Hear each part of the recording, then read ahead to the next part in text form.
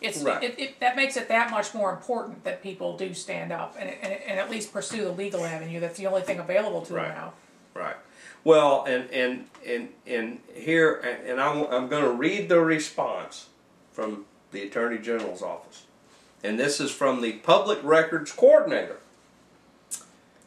Dear Mr. Couey, this office has received your email requesting a copy of all documentation given to our office concerning Florida's Great Northwest by Senator Gates and Representative Cooley, including a copy of all documentation from any source. A copy of your request is being circulated. When more information is available, I will contact you. Well, to Ms. Sheila Hall, apparently you are in charge of the public records at the Attorney General's office. The same goes for you. January the 2nd, you can give me the documentation that I have requested, or you can refuse it. Either way really doesn't matter to me. I am shocked that my request is being circulated. Certainly all you have to do is walk down to the Assistant Attorney General who wrote this useless opinion and say, Mr. Couey requested this, so what did you receive that helped you make this decision? And send it to me. It's not a hard thing to do.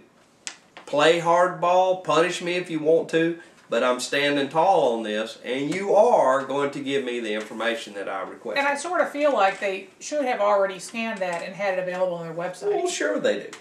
You know, but it goes back to what I said in the beginning. The fox went to the farmer and said, let me explain to you how things are going on at the hen house.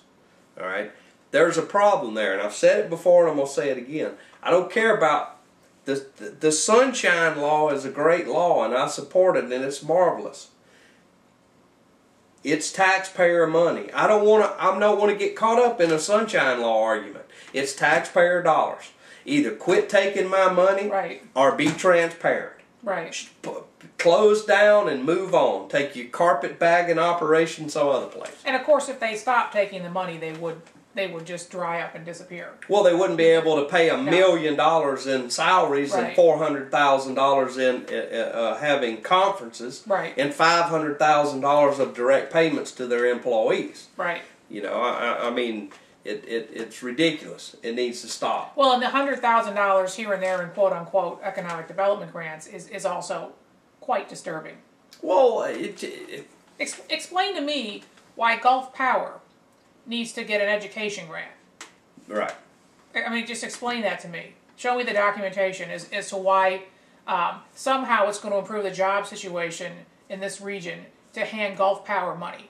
Who has once again jacked our rates up? You know, I'll tell you this. The very fact here is Gulf Power sitting on this board. Exactly. And they received a $360-something thousand grant for employee training. Right. Gulf Power is sitting on that board. Right.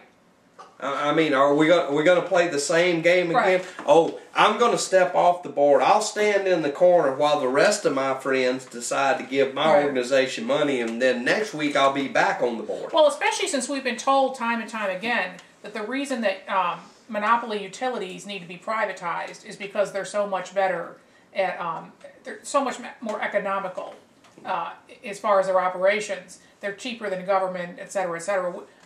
As a result, of course, we can't look at their books. We don't know where their money goes. We don't really know why. We know why they say they're raising our rates. Right. We can't verify that legally.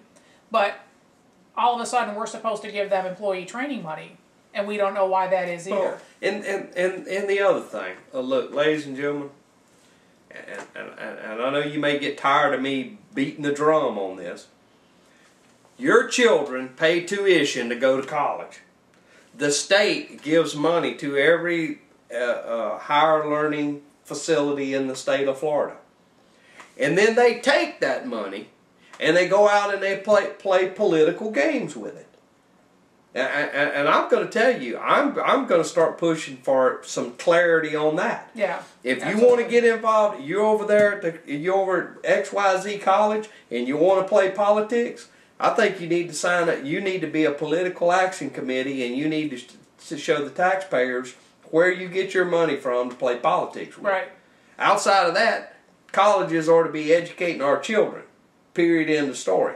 And worry about community development, things of that nature, and stay out of the politics of it. You know, here's several colleges that donated to Florida's Great Northwest, and we're led to believe that those are private donations. They're not private donations.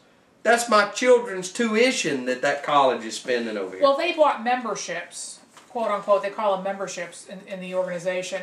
But then some of them, and it's specific individuals at the college, then got handout checks. Right. And we, why? I don't know why. Just circulates around. Right. You know. Right. Our friends over in Walton County, apparently there's a Jerry Cooey over there. One in every town. An individual in Walton County asked for some public documents. Mm-hmm. Chapter 119 request. Mm-hmm. Put them off, and actually it's Senator Don Gates' son, who is an attorney and does kind of specialize in sunshine cases, has taken this case on. But ladies and gentlemen, I just want to read you. This is the kind of stuff that you hear constantly when we, the citizens, are trying to find out what our government does. This is comments some of the elected officials made over there.